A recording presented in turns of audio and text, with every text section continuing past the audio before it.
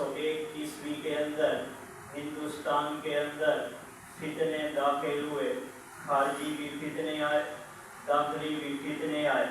ان فتنوں کا مقابلہ کرنے والا سب سے پہلے جس کا نام ہے اس کا نام امام الہند سید شاہ ولی اللہ محدث دہلوی ہے۔ انہوں نے رات دن ایک کر کے اس کے لیے تحریکیں چلائی، وہ تحریک چلاتے رہے لیکن کامیاب بظاہر نہ ہو سکے، دنیا سے چلے گئے۔ ان کے بعد ان کا بیٹا آیا، بیٹا شاہ عبدالعزیز محدث دہلوی، جس کی عمر 16 سال تھی۔ 16 سال کی عمر میں وہ اپنے باپ کا جانشین بنا، مسند پر بیٹھا تو ہندوستان کو دارالحرب کا لقب دیا کہ یہ دارالاسلام نہیں، یہ دارالحرب ہے۔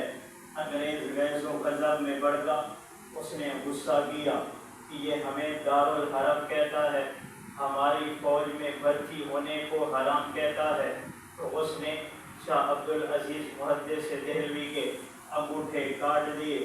یہ تحریک چلتی رہی، شاہ عبدالعزیز محدث دہلوی بھی اس دنیا سے چل بسے، لیکن یہ تحریک رکی نہیں۔ ان کے بعد ان کا بیٹا، ان کے بعد ان کے تربیت یافتہ مرید آئے، ایک کا نام سید احمد شہید ہے، ایک کا نام شاہ اسماعیل شہید ہے۔ انہوں نے اس تحریک کو چلایا۔ یہ تحریک ہندوستان سے چلی، دہلی سے چلی، چل کے پشاور تک آئی۔ آج جہاں دارالعلوم دیوبند کا قیام ہے، وہاں فجر کی نماز پڑھ کے سید احمد شہید رحمۃ اللہ علیہ نے اپنی عوام کو کہا، مجھے یہاں سے علوم نبوت کے پھوٹنے کی خوشبو آ رہی ہے۔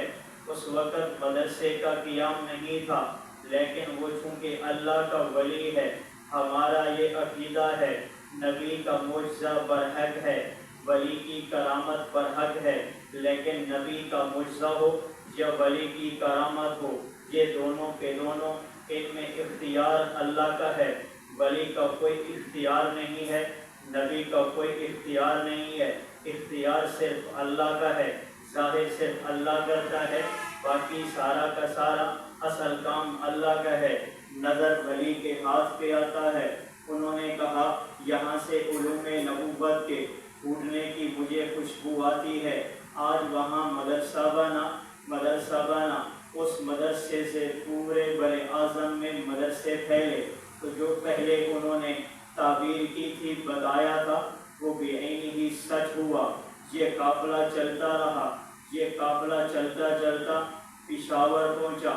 اپنے لوگ غدار نکلے، پشاور کے لوگ ملے اور بالا کوٹ کی سرزمین پہ شاہ اسماعیل شہید اور سید احمد شہید، یہ دونوں حضرات شہید ہو گئے۔ مشہور واقعہ ہے، ہر کسی نے سن رکھا ہے، لیکن یہ قافلہ آگے چلتا رہا۔ پھر 1857 کی جنگ آزادی ہے، انگریز ہندوستان پہ غلبہ پا چکا تھا۔ مسلمانوں نے سوچا اب اس کا حل کیا کیا جائے، اس کا مقابلہ کیسے کیا جائے۔ تو سامنے 313 کے برابر لوگ آئے۔ بڑے کا نام حاجی امداد اللہ مہاجر مکی ہے، پھر دوسرے کا نام مولانا رشید احمد گنگوہی ہے، پھر تیسرے کا نام حاجی رفیع الدین ہے، حافظ ضامن شہید ہے۔ آپس میں میٹنگ ہوئی کہ انگریز کا مقابلہ میدان میں کرو۔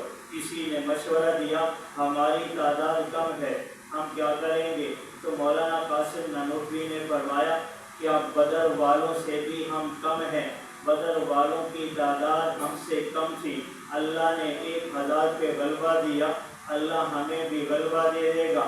اس لیے آپس میں مقابلہ ہوا، جسے 1857 کی جنگ آزادی کہتے ہیں، اسے شاملی کا میدان کہتے ہیں۔ پھر شاملی کا میدان سجتا ہے، 1857 کی جنگ آزادی ہے۔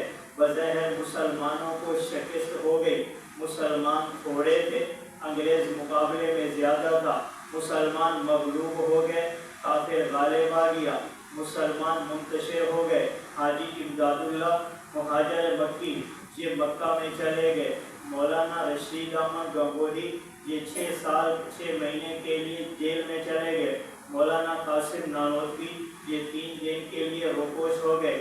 پھر باہر آئے، پھر آپس میں مشورہ ہوا کہ کیا کیا جائے، انگریز کا مقابلہ کیسے کریں، انگریز کو ہندوستان سے کیسے نکالیں، یہ اسلام کا بیڑا غرق کر دیا، یہ اسلام کے خلاف ہے، یہ علماء کے خلاف ہے۔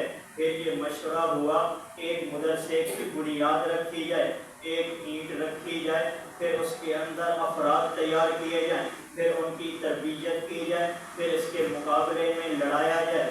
بالآخر مدرسے کی بنیاد رکھنے والے 5 بندے تھے، پہلے کا نام 5 بندے تھے، پہلے کا نام حضرت رشید احمد گنگوہی ہے۔ میں نے قرآن میں دیکھا رشید کسے کہتے ہیں، عربی میں ایک لفظ ہے، مختصر المعانی میں ہے التفاعل، نیک فعلی، نیک فعلی کے لیے ایک لفظ بولتے ہیں التفاعل۔ میں نے تفاعل میں دیکھا رشید کسے کہتے ہیں، قرآن کہتا ہے الیس منکم رجل رشید، کیا تم میں کوئی رشید بندہ نہیں ہے، کیا تم میں سمجھدار بندہ نہیں ہے۔ پتہ چلا رشید کہتے ہیں جو فتنے کے دروازے کو بند کر دے۔ یہاں مدرسے کی پہلی اینٹ رکھ کے سارے فتنوں کے دروازوں کو بند کر دیا۔ دوسری اینٹ رکھنے والا مولانا قاسم نانوتوی ہے۔ میں نے قاسم کو حدیث میں دیکھا، حدیث میں آتا ہے انما انا قاسم واللہ یعطی، علم و عمل دینے والے اللہ کی ذات ہے، تقسیم کرنے والے محمد الرسول اللہ ہیں۔ یہاں بعض لوگ کہتے ہیں علم و عمل بھی نبی دیتا ہے، علم و عمل تقسیم بھی نبی کرتا ہے۔ یہ غلط نظریہ ہے، یہ غلط سوچ ہے۔ علم و عمل صرف اللہ دیتا ہے، تقسیم اس کو محمد کرتا ہے صلی اللہ علیہ وسلم۔ سب کچھ دینے والا تو اللہ ہے، تقسیم کرنے والا محمد الرسول اللہ ہے۔ یہ انما انا قاسم، ان کا نام قاسم ہے۔ تیسرا بندہ جس نے مدرسے کی بنیاد رکھی، اس کا نام میں نے دیکھا، اس کا نام شاہ رفیع الدین ہے۔ میں نے رفیع کو قرآن میں دیکھا، قرآن کہتا ہے یرفع اللہ الذین آمنوا منکم، جو لوگ ایمان لاتے ہیں اللہ ان کو بلند کرتا ہے۔ پھر میں نے دیکھا جو مدرسے میں آتا ہے، جو اسلام کو سینے سے لگاتا ہے، جو محمد کے دین کو سینے سے لگاتا ہے، اللہ اس کو دنیا میں بھی بلند کرتا ہے، اس کو آخرت میں بھی بلند کرتا ہے اور اس کو بلند بھی کرے گا۔ چوتھی اینٹ رکھنے والا اس کا نام محدث احمد علی ہے۔ میں نے احمد کو دیکھا، قرآن کہتا ہے من بعد اسمہ احمد، من بعد اسمہ احمد، عیسیٰ علیہ السلام آئے ہیں، جناب محمد الرسول اللہ صلی اللہ علیہ وسلم کی خوشخبری سنانے والے ہیں۔ یہاں اینٹ رکھ کے یہ علوم نبوت کی خوشخبری سنا رہے ہیں۔ پھر احمد کے ساتھ لفظ علی ہے، لفظ علی ہے۔ میں نے دیکھا حدیث میں علی کیا ہے، نبی صلی اللہ علیہ وسلم نے فرمایا انا مدینۃ العلم وعلی بابها، میں شہر علم ہوں، علی اس کا دروازہ ہے۔ پتہ چلا یہاں اینٹ رکھ کے علم کا دروازہ علماء نے کھول دیا ہے۔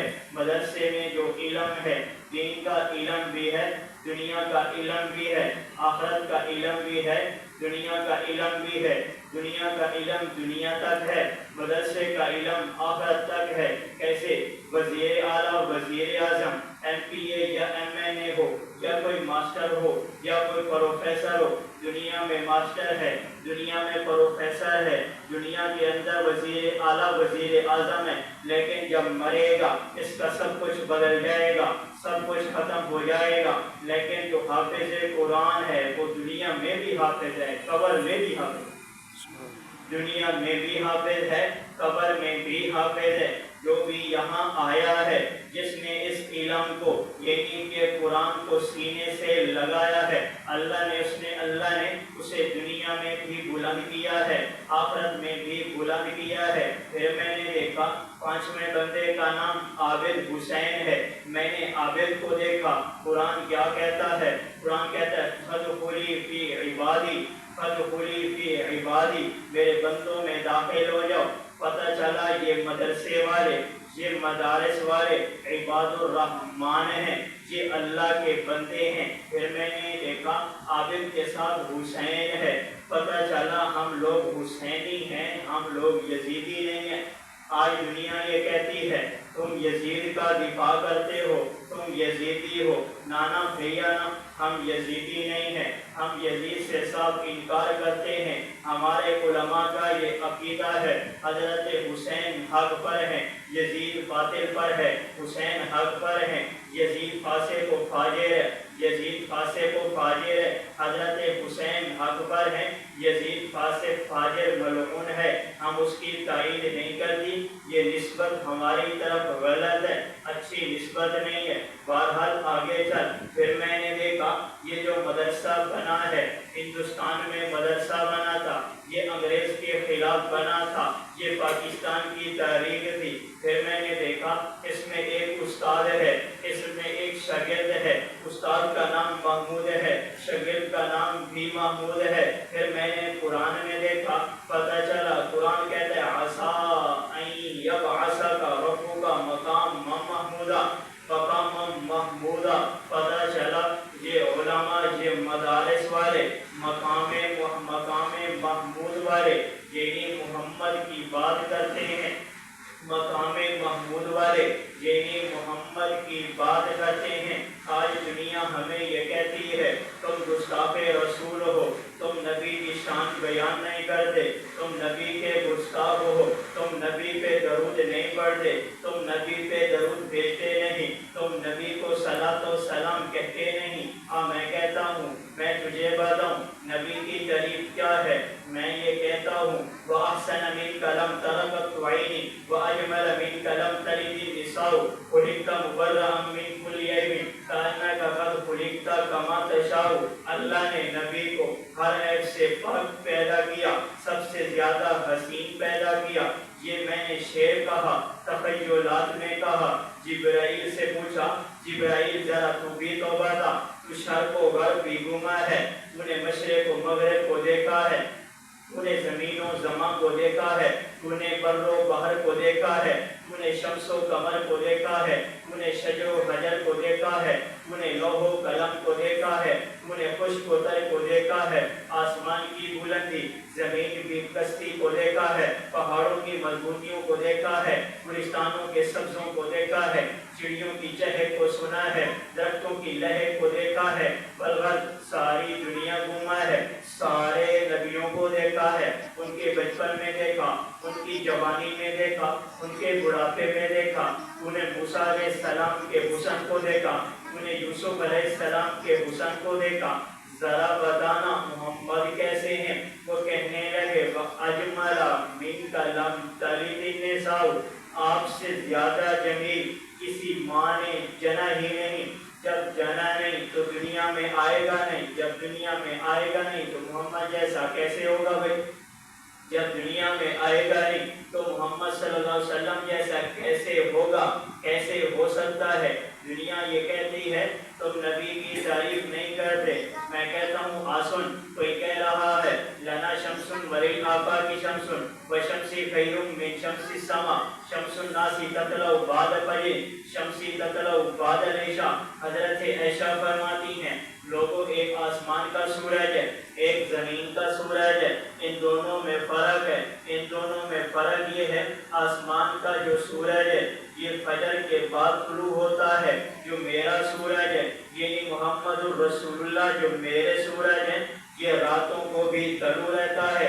یہ جو دنیا کا سورج ہے اس کو سورج گرہن بھی پکڑ لیتا ہے، یہ محمد کو پکڑے ہوں کو بھی چھڑا دیتا ہے، جس سورج کو سورج گرہن بھی پکڑ لیتا ہے، محمد صلی اللہ علیہ وسلم کو پکڑے ہوں کو بھی چھڑا دیتا ہے۔ جی یہ کون ہے؟ یہ حضرت بلال ہے۔ یہ کون ہے؟ یہ حبشے کا غلام ہے۔ یہ کون ہے؟ یہ سیاہ فام ہے۔ یہ کون ہے؟ اس کے ہونٹ بڑے ہیں۔ یہ کون ہے؟ سامنے سے ابو جہل ہے، بڑا حسین و جمیل ہے، مکے کا سردار ہے، لیکن ادھر دیکھ نبی کی شان بھی دے، حضرت بلال کی شان بھی دے۔ حضرت بلال کو کہا بلال کعبے کی چھت پہ چڑھ جا، کعبے کی چھت پہ چڑھ جا، یا رسول اللہ کیا کرنا ہے؟ فرمایا اذان دے دو۔ بلال نے فرمایا یا رسول اللہ انا ربی الصوت، میری آواز بڑی بلند ہے، اگر میں نیچے کھڑے ہو کے اذان دوں گا یہ بڑے بھی سنیں گے، میری آواز بڑی بلند ہے۔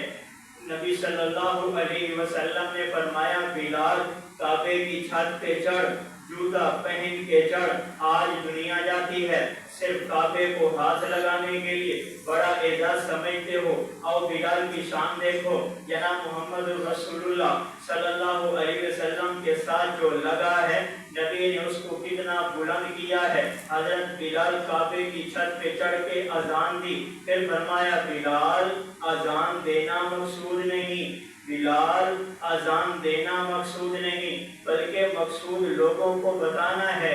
زمانہ سارا کا سارا غلاموں کو نیچا کرتا ہے، محمد غلاموں کو اونچا کرنے کے لیے آیا ہے۔ محمد صلی اللہ علیہ وسلم غلاموں کو اونچا کرنے کے لیے آیا ہے، تو یہ نبی صلی اللہ علیہ وسلم لوگ یہ کہتے ہیں تم شان نہیں بیان کرتے، ہم یہ کہتے ہیں اے رسول امی خاتم المرسلین، تو اس کا کوئی نہیں، تو اس کا کوئی نہیں، جملہ اوصاف سے تجھے دست قدرت نے تجھے ایسا بنایا، تجھے جملہ اوصاف سے خود سجایا تجھے، اے ازل کے ہنسی، اے ابد کے ہنسی، تو اس کا کوئی نہیں، تو اس کا کوئی نہیں۔ کوئی کہنے لگا حسینہ جمیلہ دا منہ موڑ دیتا، حسینہ جمیلہ دا منہ موڑ دیتا، رب محمد بڑا قلم توڑ دیتا، رب محمد بڑا قلم توڑ دیتا۔ کوئی یہ کہتا ہے پھول تو پھول ہیں حسن کانٹوں میں بھی ہے، پھول تو پھول ہیں حسن کانٹوں میں بھی ہے، لطف جنت سے بڑھ کر مدینے میں ہے، لطف جنت سے بڑھ کر مدینے میں ہے، ایسی خوشبو نہیں کسی پھول میں جیسی خوشبو نبی کے پسینے میں ہے۔ تو استاد کا نام بھی محمود ہے، شاگرد کا نام بھی محمود ہے۔ پتہ چلا یہ مقام محمود والے یعنی محمد صلی اللہ علیہ وسلم کی بات کرتے ہیں۔ پھر میں نے دیکھا یہ انار کا درخت ہے۔ آپ کے ذہن میں سوال آنا چاہیے کہ موضوع پاکستان ہے، آیت میں نے جنت کی پڑھی ہے، فیہما فاکہۃ ونخل ورمان، اللہ جنت میں انار دے گا، اللہ جنت میں پھل دے گا، ان کی آپس میں کوئی مناسبت نہیں ہے۔ پھر میں نے دیکھا جو مدرسہ یہ بنا تھا انگریز کے خلاف بنا تھا، پاکستان کے وجود کے لیے بنا تھا، اس مدرسے کے اندر جو پڑھا رہا تھا یا جو پڑھ رہا تھا وہ درخت انار کا تھا، انار کے درخت کے نیچے بیٹھے ہیں، اس درخت کے نیچے بیٹھے ہیں، اللہ جنت میں بھی انار کا درخت دے گا۔ یہ ساری کی ساری تاریخ چلتی رہی، یہ ساری کی ساری تاریخ سکھوں کے پہلے سید احمد شہید کی تاریخ سکھوں کے خلاف تھی، یہ تاریخ انگریزوں کے خلاف تھی۔ پھر نیشنل انڈین نیشنل کانگریس جماعت بنی، بظاہر یہ دعویٰ تھا یہ جماعت مسلمانوں کے حق میں ہے، ہندو اور مسلمان دو علیحدہ نہیں، دو اکٹھی قومیں ہیں، ان کا تحفظ ہم کریں گے، لیکن حقیقت میں وہ برطانیہ کے انگریزوں کے ساتھ ملے ہوئے تھے۔ قائد اعظم محمد علی جناح یہ بھی شروع میں کانگریس میں تھا، بڑے بڑے علماء بھی شروع میں کانگریس میں تھے، کیونکہ نعرہ بڑا اچھا تھا کہ ہم دفاع کریں گے، ہم ساری قوموں کو تحفظ دیں گے، ہر کوئی یہ کہہ رہا تھا یہ بڑی اچھی جماعت ہے، لیکن علماء شہید ہوتے رہے۔ جب علماء شہید ہوئے لوگوں کو پتہ چل گیا یہ سارا کا سارا یہ دھوکہ اور فراڈ ہے، یہ حقیقت میں جو ہندوؤں کی جماعت ہے مسلمانوں کی جماعت نہیں، یہ مسلمانوں کے خلاف ہے۔ قائد اعظم محمد علی جناح یہ علیحدہ ہو گیا، پھر علماء بھی علیحدہ ہو گئے، سب کو پتہ چل گیا۔ اس کے مقابلے میں قائد اعظم نے جماعت بنائی، مسلم لیگ بنائی، اب مسلم لیگ کی سربراہی کرنے والا یہ قائد اعظم ہے، اس کے ساتھ دینے والے خاص حضرت تھانوی رحمۃ اللہ علیہ ہیں۔ آج دنیا یہ کہتی ہے سکول کی ساری کتابوں میں آپ کو یہ نظر آئے گا، دو قومی نظریہ پیش کرنے والا علامہ اقبال ہے، ایسے ہے نا بھائی، دو قومی نظریہ پیش کرنے والا علامہ محمد اقبال ہے، ایسی بات ہرگز نہیں۔ اگر کوئی صحیح معنی میں تاریخ پڑھے اس کو حقیقت کچھ اور نظر آئے گی۔ ہم انکار نہیں کرتے، قائد اعظم اور علامہ اقبال کی قربانی ہے، انکار نہیں ہے، لیکن حقیقت کو تم بھی تو مانو نا۔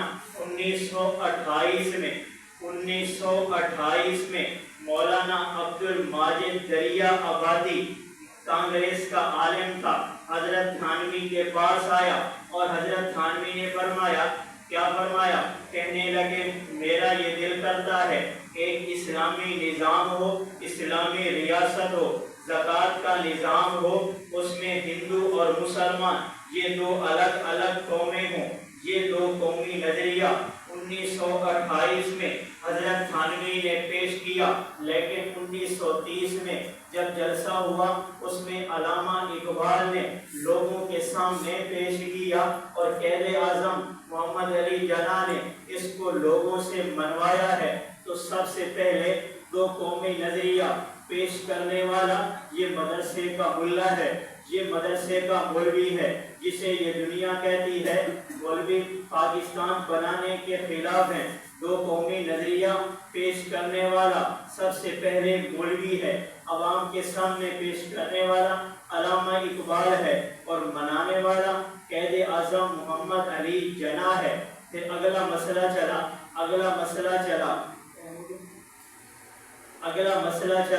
چلو ابھی بات کرتا ہوں۔ اگلا مسئلہ چلا سرحد اور سرحد کا۔ یہ سرحد والے پاکستان کے ساتھ نہیں تھے، یہ سرحد والے بنگلہ دیش والے پاکستان کے ساتھ نہیں تھے۔ اب پاکستان کے ساتھ ان کو ملانے والا کون ہے؟ یہ ان کو کیسے ملے؟ قائد اعظم محمد علی جناح نے حضرت تھانوی کو خط لکھا، اپنے لوگوں کو بھیجو، سرحد میں بھیجو، ان لوگوں کو واعظ اور خطبہ کریں اور پاکستان کی اہمیت بتائیں اور آپس میں ان کو ملنے کا حکم کریں۔ علامہ ظفر احمد عثمانی، علامہ شبیر احمد عثمانی، یہ دو بہت بڑے عالم تھے۔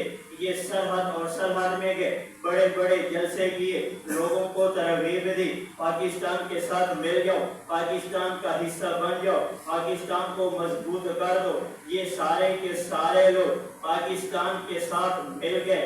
جب یہ مل گئے پھر قائد اعظم محمد علی جناح نے ایک جھنڈا ظفر احمد عثمانی کو دیا، ایک جھنڈا شبیر احمد عثمانی کو دیا اور کہا جھنڈا لہراؤ۔ دشمن سے کوئی جھنڈا لہراتا نہیں، دشمن سے کوئی جھنڈا لہراتا نہیں، دشمن سے کوئی جھنڈا لہراتا نہیں۔ سب سے پہلے پاکستان کا جھنڈا لہرانے والا بھی مولوی ہے۔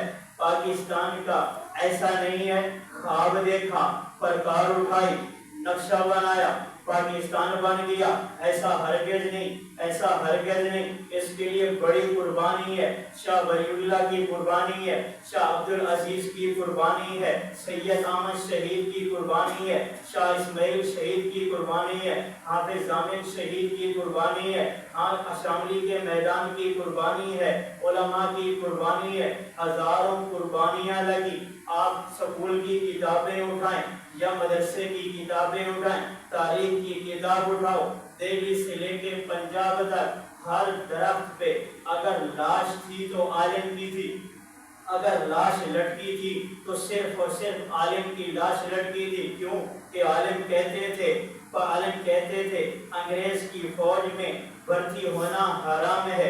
انگریز کو غصہ آتا، یہ فتویٰ کیوں دیتے ہو، لوگوں کے دل میں نفرت کیوں ڈالتے ہو؟ اس لیے انگریز غیظ و غضب میں بڑھتا، پھر ہر عالم کی لاش کو کیکر سے لٹکا دیتا، یا توپ کے سامنے کھڑا کر کے توپ کو چلا دیتا، یا ان کی زندہ کی کھرڑی اکھاڑ لیتا، یا سور کی کھرڑیوں میں بند کر کے دریائے راوی میں پھینک دیتا، یا آگ کے انگارے رکھتا اور اس پہ ان کو الٹا لٹکا دیتا، الٹا لٹا دیتا، کہتا میرے خلاف فتویٰ چھوڑ دو۔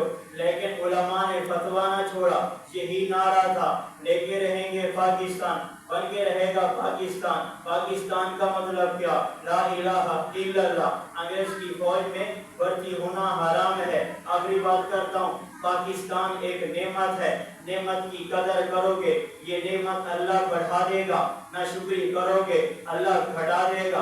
आज देखा है दुनिया का पढ़ा लिखा या लिबरल लोग वो ये क्या कहता है, वो कहता है पाकिस्तान को इस्लामी ना कहो, यूं कहो जमहूरिया पाकिस्तान, पाकिस्तान को इस्लामी ना कहो, कहो जमहूरिया पाकिस्तान। हमने अपने मुंह से कौलन पाकिस्तान की नाकदरी की। अल्लाह ने कश्मीर हमसे छीन लिया, अल्लाह ने बांग्लादेश हमसे छीन लिया, फिर हमने फेलन भी नाकदरी की। पाकिस्तान का मकसद क्या? ला इलाहा इल्लल्लाह, ला इलाहा इल्लल्लाह के लिए ये पाकिस्तान बना था। आज देखना ये क्या मेरे घर में पाकिस्तान, क्या मेरे घर में ला इलाहा इल्लल्लाह ये नाफिज है? क्या मेरे चेहरे पे दाढ़ी है?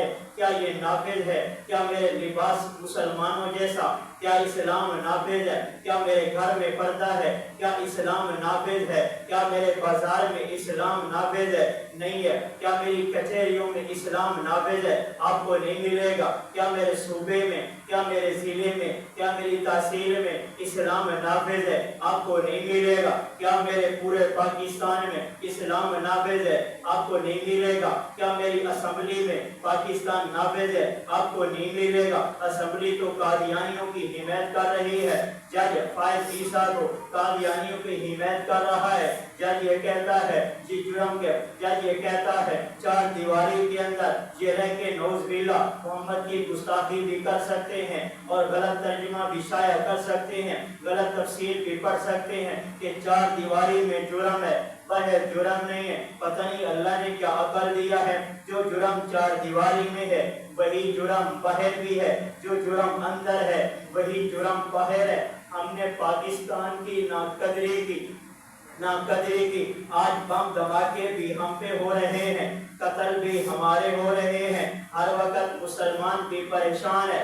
महंगाई का दौर है, सारे लोग ये कहते हैं फलाने महंगाई कर दी, फलाने महंगाई कर दी। ऐसी बात नहीं है, बात कसूर हमारा है, क्योंकि हमने कौलन भी नाफरमानी की और फेलन भी नाफरमानी की। आज दुनिया ये कहती है पाकिस्तान में दहशतगर्दी है, ऐसा हरगिज़ नहीं। यमन से ज्यादा दहशतगर्दी है, शाम से ज्यादा दहशतगर्दी है, लेबनान से ज्यादा दहशतगर्दी है।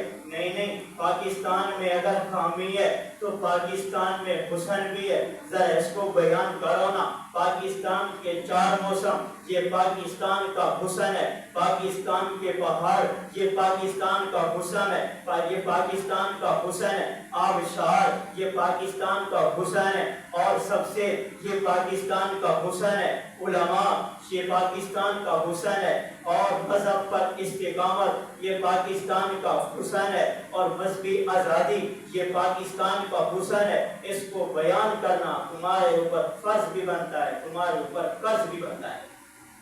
तो पाकिस्तान, पाकिस्तान आखिरी बात करता हूँ, पाकिस्तान की क्या फजीलत है।